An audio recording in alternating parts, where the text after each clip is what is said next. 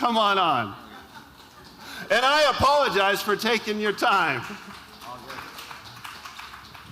It's all good, man. Plenty of time. Hello, everyone, and thank you for being here. Let me tell you this. You've got a very good set of guys out here. So we're going to talk about NFTs and storytelling. They're going to introduce yourselves, and towards the end, we will even give you a chance to even ask questions directly to them. The reason I'm saying this is because I'm not making anything. I just happened to be here because I was the first guy who showed up in 2018. That's why I'm still here, okay? So my name is Nithin. I've been in the crypto space for a long time, and I just buy things, these tokens or NFTs or whatever. Just so happy and fortunate to be here. I've seen this conference go from literally 100 people to 16,000 people today. So with that, I give it to Rikin, who is right on my left. He will introduce himself. Thank you, Nithin, and thanks for having me over here. Rikin Mantri, I'm co-founder of Curio NFT. We're bridging Hollywood IP entertainment with NFTs and using Web3 mechanisms for building a platform around storytelling. And so we got into games quite early, or early-ish, I should say. We started in August of 2020. And we saw a lot of signal in terms of NBA Top Shot and Nifty Gateway and kind of building beyond digital collectibles. And so we were looking for properties or creators that really had these deep kind of characteristics of stories. So deep characters, storylines, and worlds. And so our first deal was really focused on American Gods, which is a show on Starz and Amazon. With Neil Gaiman, the creator, prolific sci-fi fantasy author. And so we went to him and said, look, this technology in terms of Web3 is evolving, and we want to do something with you and the owners of your content, Fremantle Productions at the time. And so we launched a digital collectible around the characters of the television show. And so where we see the space kind of evolving now, and I'm happy to pass it on, is kind of the platform around Web3 storytelling. So we'll dive into that a bit deeper.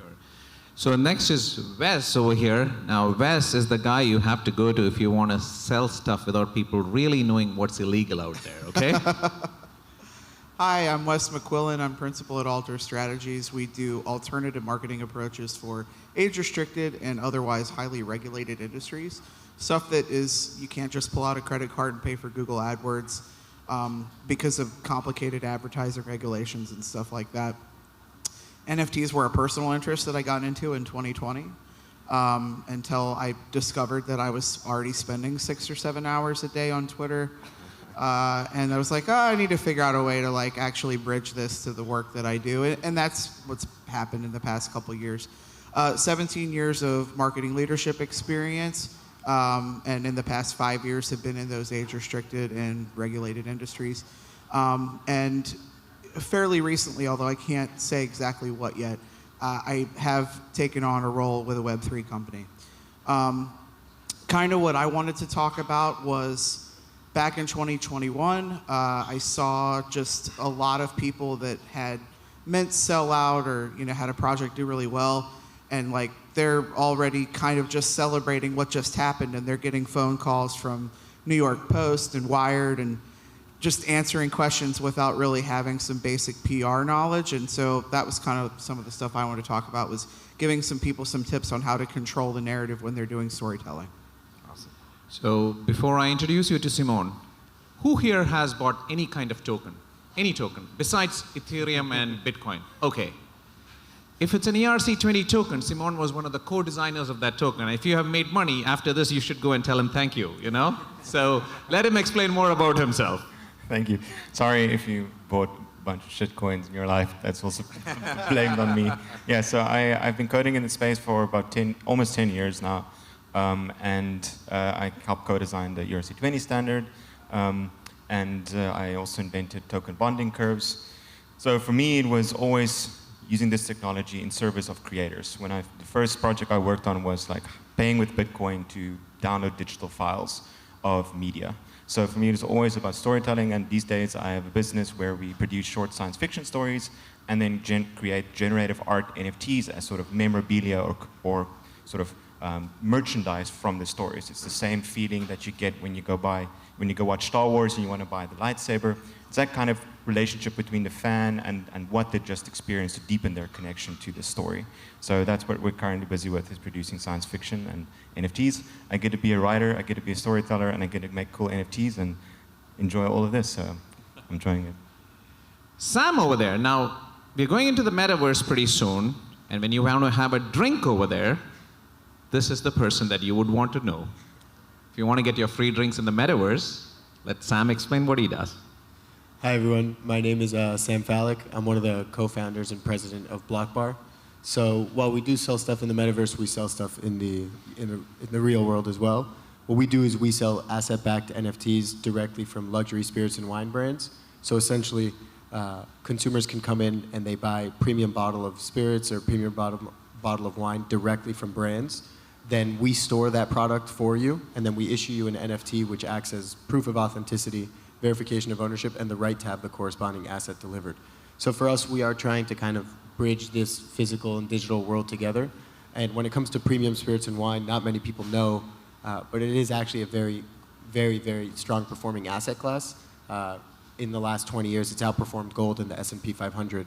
What people don't know is that there's a huge issue in the industry around authenticity.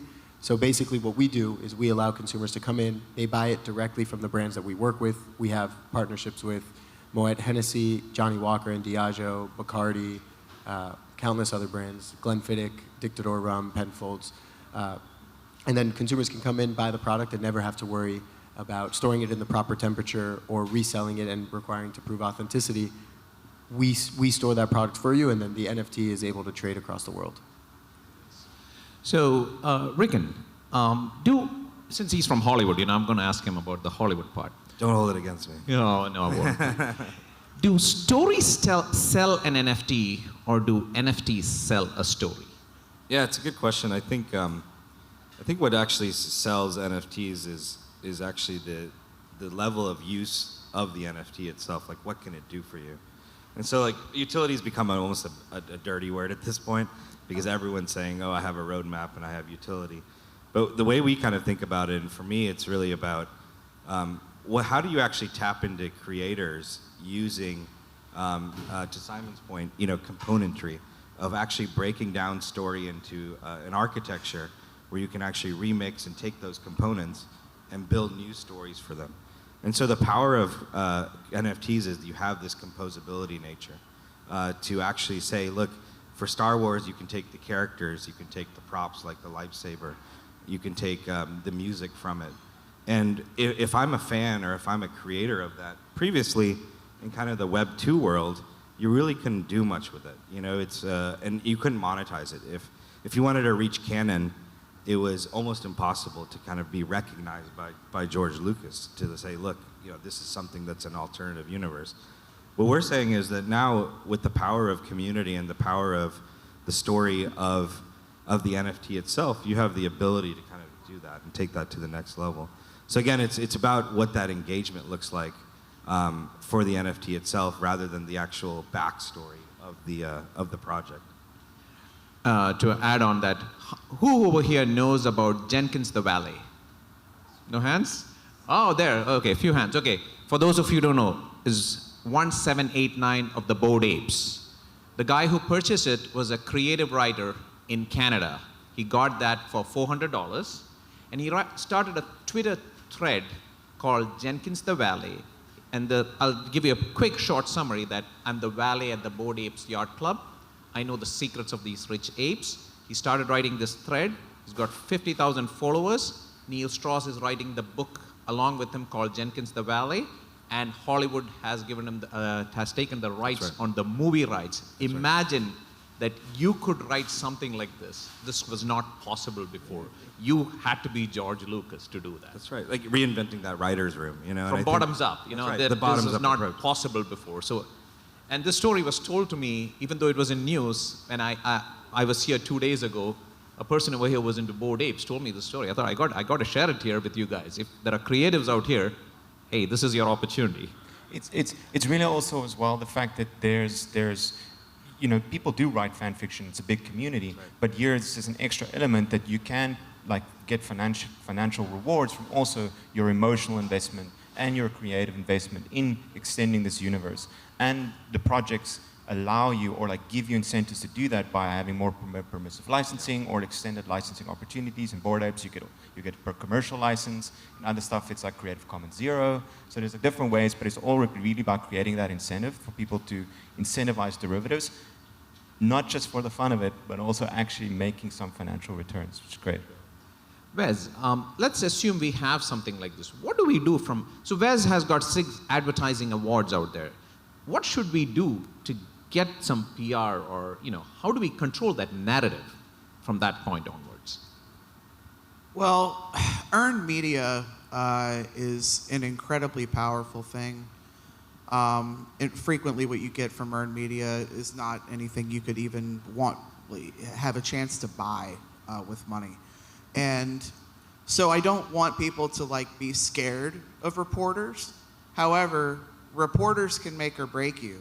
And so kind of some of the advice that I tell people for okay, first off, before you start answering any calls, just think about, well, what is the narrative that I want to give publicly? Make sure you know what that is, write it down, have it clear, so that, if you do have a project take off and you start getting calls, you're not caught off guard, you're not just answering questions from everyone that calls you. And so some tips I give people to be able, once you have that narrative, how to make sure that that's what comes across, is be inherently skeptical. So when a reporter calls you, even if they're being really friendly, you don't actually know if maybe they're going for a hit piece. So don't assume that just because someone's being friendly that they're going to portray you in a friendly light. So not to be, antagonistic, but just be inherently skeptical. And you can kind of go back and look at previous pieces. Did this reporter write something on NFTs before? Was it critical or was it positive? That'll kind of give you an idea of how they might be handling the story that they're writing about you. Another thing is, reporters want to create a narrative themselves. And so, sometimes they come in with a preconceived notion of what that narrative should be. And so they might wedge certain details, make certain things bigger, make certain things smaller to wedge that into the narrative they want to create. I know someone that does have a little bit of a rags to riches story, but the reporter decided to really emphasize the rag stuff, and it did not come across flattering, and this person was pretty upset when they saw it in print. So, if you have an idea of what that narrative is, you can kind of steer them a little bit to that. Other things is basics of on the record, off the record. When you're doing an interview, you can tell people, reporters explicitly, this is off the record, this is on the record. You can also ask to see a rough draft. Sometimes they won't have time to show it to you, but you can always ask. Frequently when I've dealt with it, I have had the opportunity to see the rough draft and say I don't really like this part, you can change this a little bit. They won't always do that for you. A lot of times they're under a big time crunch. But if they have time and they're friendly, a lot of times they will do it. So that's just a few things that help people kind of stay out of trouble.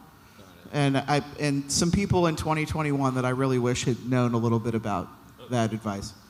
Simone, I know there are a lot of creatives out here who are writing stories. How can we monetize stories or storytelling on NFTs? This is definitely something people would love to know. I mean, people are currently experimenting in a huge amount of ways. This is the time to experiment in so many ways. From, with what I'm doing with Untitled Frontier is we stick with simple formula where we treat the NFTs as a sort of better form of merchandise, but that's just one version of it. People are exploring so many different ways to monetize it, different kinds of NFT collections. We, for example, split the revenue with the writers. So we work with writers, we split the revenue directly with the writers. There are really, really so many ways to merge the two possibilities together. Some people have DAOs, then you apply for a grant to write a story. In our case, all of the stuff is Creative Commons licensed, but there are certain other teams I follow a team called the Fringe Drifters. They for example, they've made a sci-fi film in 2018, in order to do that, they had to sell all their IP.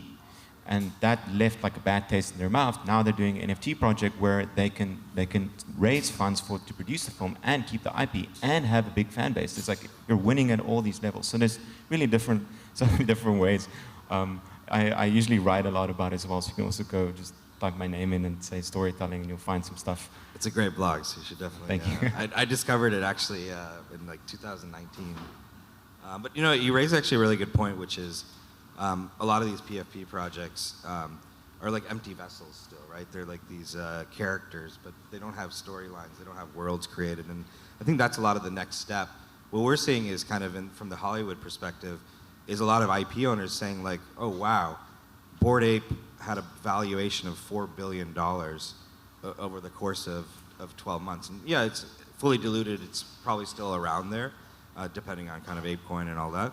But just for comparable, last year MGM, you know, one of the oldest Hollywood studios, owned the James Bond franchise, The Hobbit. They sold to Amazon for $8.5 billion. So think about that. Wow. It took them, you know, 50 years. Yeah, 90 years to like 80 years to like get there, and then these four guys these guys were able to create the same amount of value in 10 months, right? And so when we get calls, you know, I get calls for as a former agent at a big talent agency, get calls and you're like, what happened here? How did we miss the boat, right? And so FOMO is like, well, you know, they're still early in this space in the sense that these are characters, these are empty vessels. They still need story and worlds to be created, which is why the metaverse is getting so hyped, you know, because it's not that it hasn't been around for so long. It's the fact that now that there are NFTs and they have composability, you have the ability to actually do things in those, like drink. Sam, you said you're doing the real drinks, right? So it isn't. Are you doing an NFT drink where there's no real drink, or is it both of them together? No, so for us, it's both of them together, where each one of our NFTs is backed by the physical product, and it sits in our warehouse. And we actually did a collaboration with Bored Ape as well, which was interesting, where we printed Bored Apes onto a limited run of monkey shoulder bottles and then sold those to the public. And also, we allowed certain ape holders to enter into a ballot and allow them to put their ape on a run of 100 bottles. And then at any point, if they resell the ape, royalties from that ape will go to the new current ape holder. And the reason I was thinking about it was just because of what you mentioned, where if I was to even try to explain what we were doing 5 years ago, it was impossible. Just getting a project off the ground with all of these different facets would take years to put together, and the documents and the legal work going into it would take forever. So I think that, as you were saying, it is very, very early in this space. A lot of the projects that are getting a lot of recognition right now are the PFPs, because it's something that's easy for people to understand. But like in our case, we're not promising a utility in a roadmap. We have some sort of built-in utility, where it is with asset-backed NFTs correlating to a physical wine and spirits product that's difficult for you to store as is. So again, this is just one use case, but there's millions of different use cases with either built-in utility or great teams. So it's really exciting for it to come to fruition. I will explain something on this regard, okay? Because you know the Nike bought RK NFT, right? The company. So before that, those guys were selling a shoe for $5,000 a piece, and there was no real shoe. Yeah. It's a virtual shoe. Now Nike was saying, you know, we're going to give you an NFT and a LeBron James signed shoe, and they couldn't sell it for $350. They tried it all along, and they eventually decided they're going to buy them out for an undisclosed sum. Would you think it'd be made better just to give an NFT without the drink? Do you think that might be better? Where now you don't have the real cost of a drink, and you can just give the NFT away. And the feeling is there, I had a drink, but I really am not hurting my health. Yeah, well, we've seen some brands do that getting into the space. And to be quite frank with you, some of them have been unsuccessful just because it's very inauthentic. I think that there's a lot of brands that view what's happening in the space and see the opportunity to kind of lunge at a money grab, when really the space is so much more about that. So specifically for us, you know, at the end of the day, most people who buy wine and spirits, they're either collectors or at some point want to consume it for a reason. So for us, if you don't want to drink it, you never have to take possession. So the way we look at it is we were trying to solve an actual problem in an industry that already existed. And if you think about the world of premium wines and spirits, right now, if you were to think of the average everyday collector, it's probably a 40 to 60-year-old male living in a certain region of the world. But there's people all across the world who just physically are either legally not allowed to import it or logistically just can't have it shipped there, but they're still interested in either collecting or investing in that asset class. So for us, that's why we tied the two together. We saw a reasonable way to get into the space to tie the two together, but the brands that we work with weren't interested in just launching an NFT to launch an NFT project, and I think that's why some of them have been unsuccessful. Guys, if you have any questions, please raise your hand. I will give you a mic if you have a question for the panelists over here, okay? Because we have 5 minutes left. Okay, there. Just to make it quick, okay? So Sam, this one's for you, just kind of piggybacking off of what you just talked about. Since you do have some folks that may be international that are using your brand, is there any thought, or maybe you can't get into it, but working with other restaurants to then have their wine, the NFT holder's wine, be featured in a restaurant and partner up with them so there's a destination for them to actually consume it? Yeah, well, again, first of all, one of the things that we do at our company is the big issue with wine and spirits is the authenticity factor. And the issue is that you can't prove authenticity once it leaves the manufacturer's hands. Meaning once a consumer touches that product, if it shows up at Sotheby's or at Christie's, it's impossible to prove the integrity of the liquid. You can authenticate the bottle and the label, but the liquid on the inside is always going to be at risk. But because of that, if it's coming directly from a brand in partnership with a restaurant, then we'd for sure be interested in it. We're actually working on a few right now. We have one launching in Greece in October and one launching in England in December, which we could catch up after and I could tell you a little bit about it, where either it's going to be sold through a QR code on site or it's redeemable to that location on demand.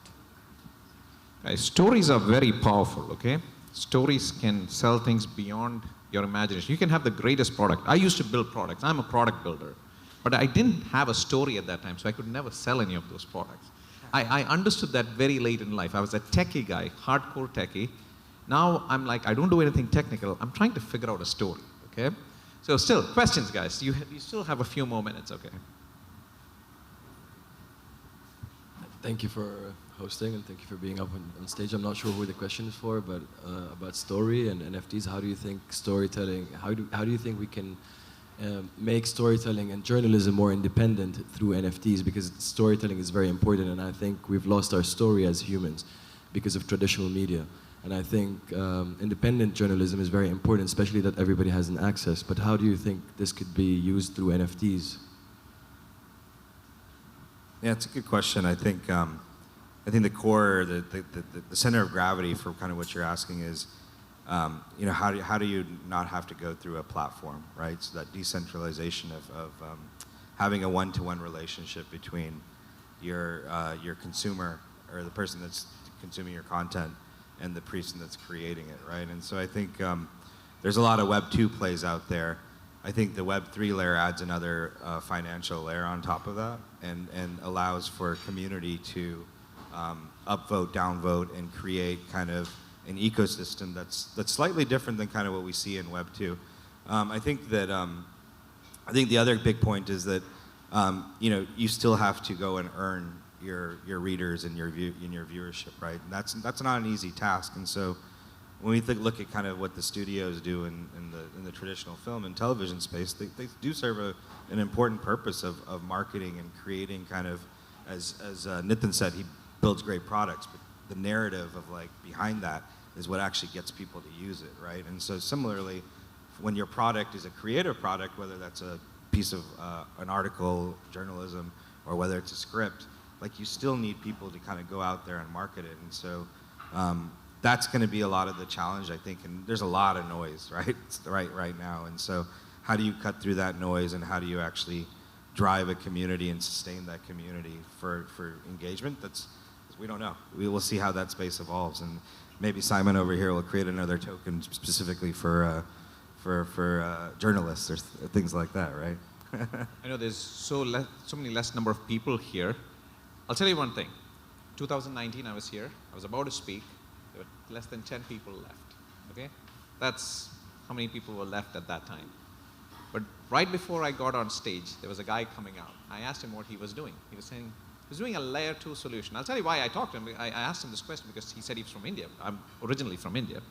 I said, layer 2? And he said, we've got a grant from Consensus. They've invested in us. Okay, after my talk was over, I was about decentralizing gods, or it was a story, okay? It's a virtual construct. Gods are a virtual construct. I wanted to decentralize gods. I came out and I called my partner and said, buy as much Matic as you can, right now. It was less than 1 cent at that time. So being here, there are so many of these things, these stories, and these tidbits that you're going to get. As I said, Devin Finzer was raising his first million in 2018 over here. It's a $25 billion, I think $20 billion company, OpenSea, right, where you buy your NFTs. If you were here, you could have seen him. There were only 100 to 200 people at that time. And if you even had put $5,000 or $10,000, it's worth more than 10 million. And quickly, for them, give a big hand to your panelists out here. And they'll tell you how to contact them. Rikin, if you can tell the guys how to contact them. Yeah, I'm at Rikin on Twitter, or Rikin Mantri at CurioNFT.com. I'm at Wes McHugh on Twitter. A lot of actionable tactic advice. At Simon DLR and Untitled Frontier. At Sam Falic and at Blockbar on Twitter. Thank you. I'm here at Eapen, and thank you so much for being a great audience. All right, guys? Thank you, everyone. Woo! Excellent presentation.